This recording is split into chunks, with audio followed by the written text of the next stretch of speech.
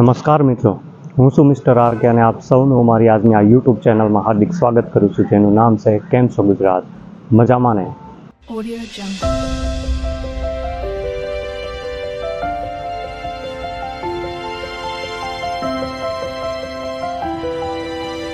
Audio Jungle.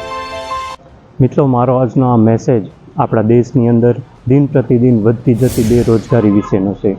અને જો તમે પણ અમારી આ યુટ્યુબ ચેનલ ઉપર ફર્સ્ટ ટાઈમ આવ્યા હોય તો અમારી યુટ્યુબ ચેનલને સબસ્ક્રાઈબ કરીને બેલ આઇકનને દબાવી દેજો અને આ વિડીયોને ઓછામાં ઓછા 20 લોકો સુધી શેર જરૂર કરજો.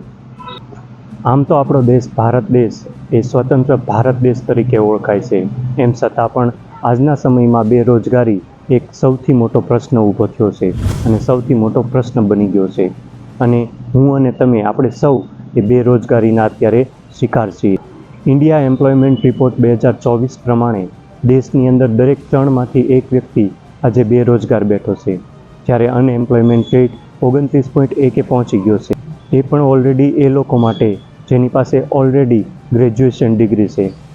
મિત્રો, સવાલ મારો અહીંયા એ ઊભો થાય છે કે આવું કેવી રીતે શક્ય બની શકે અને આવું શા માટે થાય છે? કારણ કે 1.40 કરોડ લોકોનો દેશ છે, જેની અંદર દરેક વ્યક્તિને રોટી, કપડાં, મકાન, ગાડી, તેલ, સાબુ, સાવલ, દાળ અને કયેક પ્રકારની ટીવી શો અને ઘણા બધા એન્ટરટેનમેન્ટ જોઈએ છે. અને આવડું મોટું માર્કેટ છે, એમ છતાં પણ વિદેશની ઘણી બધી કંપનીઓ આવીને આપણા દેશની અંદરથી દર વર્ષે કરોડો રૂપિયાનો પ્રોફિટ કમાઈને જતી રહેશે. જેમાંની એક કંપનીની વાત કરીએ તો કોકા-કોલા, જેનું દર વર્ષનું ઇન્કમ ઇન્ડિયાની અંદરથી 12,800 કરોડનું છે, જ્યારે ઇન્ડિયાના એક એમ્પ્લોયને 12,800નું રોજગાર પણ નથી મળતું. તો આ કેવી રીતે શક્ય બની શકે? આ સવાલ મારો આપણી સરકારને છે. મિત્રો, આમ જોવા જઈએ તો આજે ઇન્ડિયા વિશ્વનું મોટામાં મોટું 5મા નંબરનું ઇકોનોમિક બની ગયું છે.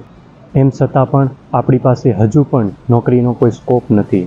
તો કોણ ખાઈ ગયો આ નોકરી અને કોણ ખાઈ ગયો આ બધા ધંધાઓને? મિત્રો, મારો કહેવાનો મતલબ એ છે કે સરકાર ભાજપની હોય કે કોંગ્રેસની હોય એનાથી કોઈ મતલબ નથી, પણ આપણા દેશનો કોઈ પણ યુવાન બેરોજગાર ના રહેવો જોઈએ. કારણ કે દરેક યુવાનને પોતાના જ વિસ્તારની અંદર બેરોજગારી મળી રહે, જેથી કરીને એ સાંજે ઘરે જઈને એ પોતાના મા બાપ સાથે અને પોતાના પરિવાર સાથે શાંતિથી ટાઈમ વિતાવી શકે. હવે મિત્રો, સૌથી પહેલાં આપણે એ જોઈએ કે કેટલા યુવાનોને નોકરીની જરૂર છે. મિનિસ્ટ્રી ઓફ એજ્યુકેશનની વેબસાઇટ 2021-22ના રિપોર્ટ પ્રમાણે દર વર્ષે 2.85 કરોડ વિદ્યાર્થીઓ હાયર સેકન્ડરીની અંદર એનરોલમેન્ટ કરાવે છે. તો શું આટલા બધા લોકોને જોબની જરૂર છે? આટલા લોકોને રોજગારીની જરૂર છે? જવાબ છે ના. કારણ કે શરૂઆતના અમુક દિવસોની અંદર જ સ્કૂલ અને કોલેજની અંદર ઘણા બધા વિદ્યાર્થીઓ જે છે એ ડ્રોપ આઉટ કરી દેતા હોય છે. મિત્રો, અત્યારે જોવા જઈએ તો મોંઘવારી દિન પ્રતિદિન વધતી જાય છે. જેમાં સ્કૂલ અને કોલેજની વાત કરીએ તો દર વર્ષે એમની ફીસ પણ હાઈ થતી જાય છે, પણ હાઈ ફીસ જેટલું એ પ્રમાણે એજ્યુકેશન નથી મળી રહ્યું. મિત્રો, દેશના 90%થી પણ વધુ લોકોની મંથલી ઇન્કમ જે છે એ 25,000 રૂપિયા છે. તમે જ કહો આ કેવી રીતે ચાલી શકે? હવે વાત કરીએ મેડિકલ કોલેજ અને એન્જિનિયરિંગ કોલેજની, જ્યાં દર વર્ષે મેડિકલ કોલેજ અને એન્જિનિયરિંગ કોલેજની જે સીટો જે છે એ દર વર્ષે ઘટતી જાય છે. શું કામે? કારણ કે દર વર્ષે 90%થી પણ વધુ સ્ટુડન્ટ જે છે અથવા એમના વાલી જે છે એ આટલી હાઈ ફી જે છે એ પે કરી નથી શકતા, અફોર્ડ નથી કરી શકતા. એટલા માટે દિન પ્રતિદિન ને દર વર્ષે જે છે એ મેડિકલ કોલેજ અને એન્જિનિયરિંગ કોલેજની સીટો જે છે એ ખાલી રહે છે. અને આ મેડિકલ કોલેજ અને એન્જિનિયરિંગ કોલેજની જે સીટો છે એ ખાલી રહેવા પાછળના મુખ્ય 4 કારણો છે. જેમાંનું સૌથી પહેલું જે કારણ છે એ હાઈ ફીઝના કારણે છે. જ્યારે બીજું કારણ છે એ ક્વોલિટી ઓફ એજ્યુકેશન છે. જ્યારે ત્રીજું કારણ જે છે એ ફેકલ્ટીની શોર્ટેજ છે. અને ચોથું કારણ એ છે કે કોલેજો પાસે પ્રોપર ઇન્ફ્રાસ્ટ્રક્ચર જ નથી, જેના કારણે આ સીટો જે છે એ દર વર્ષે ખાલી રહેતી જાય છે અને દિન પ્રતિદિન આ મોંઘવારીનો શિકાર બનતી જાય છે. મિત્રો, અત્યારે ટેકનોલોજી જે છે એ દિન પ્રતિદિન વધતી જાય છે, જેની અંદર તમે કંપનીની અંદર જોવા જાઓ તો AI અને રોબોટિંગ જેવી સિસ્ટમો આવવા લાગી છે, જેના કારણે ટૂંક સમયની અંદર ઓલમોસ્ટ કંપનીઓમાંથી નોકરીઓ જે છે એ પૂરી થઈ જશે. નોકરી ગોતવા માટે પણ હજુ પણ વધુ દિન પ્રતિદિન મુશ્કેલીઓ આવવા લાગશે. શું કામે? કારણ કે દરેક કંપનીઓની અંદર અત્યારે રોબોટિંગ સિસ્ટમ આવવા લાગી છે, જ્યાં એમ્પ્લોયની કદાચ જરૂર જ નહીં પડે. તો સવાલ મારો અહીંયા એ ઊભો થાય છે કે આજનો આ યુવા અને આજની આ યુવા પેઢી જાશે ક્યાં? બેરોજગારી માટે એ લોકો કોનો દરવાજો ખટખટાવશે?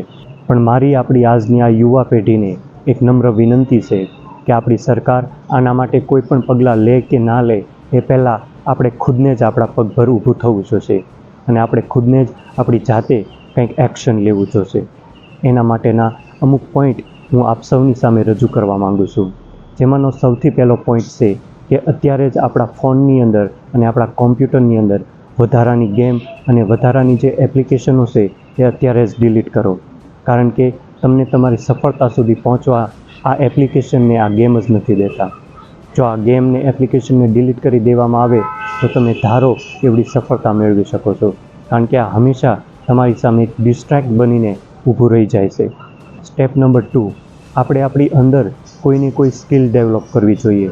જેમ કે યુટ્યુબમાં વિડીયો જોઈને ઘરે બેઠા કિચન શીખી શકાય, રસોઈ બનાવતા શીખી શકાય અને ઘરેથી જ ટિફિન સર્વિસ શરૂ કરી શકાય. આવી જ રીતના અનગિનત એવી બધી જે ક્વોલિટી જે છે એ બધી આપણે આપણી જાતે જ શીખવી જોશે અને આપણે ખુદને જ આપણી અંદરની જે સ્કિલ છે એ ડેવલપ કરવી જોશે. દિન પ્રતિદિન ખુદને નવીન નવા ચેલેન્જ આપીને આપણે આપણી અંદર આ જે સ્કિલ છે એને ડેવલપ કરવી અને આગળ વધીએ. નોકરી સરકારી કે પ્રાઇવેટ મળે કે ના મળે પણ આપણે ખુદને જ આપણા પગભર થવું જોશે. કારણ કે આપણો સાથ દેવા માટે કોઈ નહીં આવે. આપણે ખુદને જ આપણા પગભર થઈને આપણો પોતાનો સાથ દેવો જોશે. અને લાસ્ટમાં મારી આપણી સરકારને પણ એક નમ્ર વિનંતી છે કે આપણા જે આજની આ યુવા પેઢી છે એના માટેની જે બેરોજગારી છે એના માટે કંઈક વિચાર કરવામાં આવે અને એની સમીક્ષા કરીને વિચારને અમલમાં મૂકવામાં આવે. એવી આપણી સરકારને એક નમ્ર વિનંતી છે જેથી કરીને આપણા દેશનો કોઈ પણ યુવાન બેરોજગાર ના રહે. તો આવો આપણે સૌ ભેગા મળીને આપણા દેશની અંદર જે આ બેરોજગારી આંટો લઈ ગઈ છે એ બેરોજગારીને નાબૂદ કરીએ અને દેશના દરેક યુવાનોને રોજગારી પૂરી પાડીએ. અને જો અમારો આ વિડીયો તમને ગમ્યો હોય તો ઓછામાં ઓછા 20 લોકો સુધી શેર કરજો. અમારી ચેનલને સબસ્ક્રાઈબ કરજો અને બેલ આઇકન પ્રેસ કરવાનું બિલકુલ નહીં ભૂલતા, જેથી કરીને આગળ પણ આવા મેસેજ ઉપર અમે વિડીયો બનાવતા રહીએ અને અમે ખુદ પણ મોટિવેટ થતા રહીએ. આ સાથે જ આપ સૌને એક નમ્ર વિનંતી છે કે તમે પણ તમારું અને તમારા પરિવારનું ધ્યાન રાખો, ખુશ રહો, ખુશાલ રહો. આ સાથે જ ફરી મળીશું એક નવા વિડીયો સાથે. ત્યાં સુધી જય હિન્દ, જય ભારત.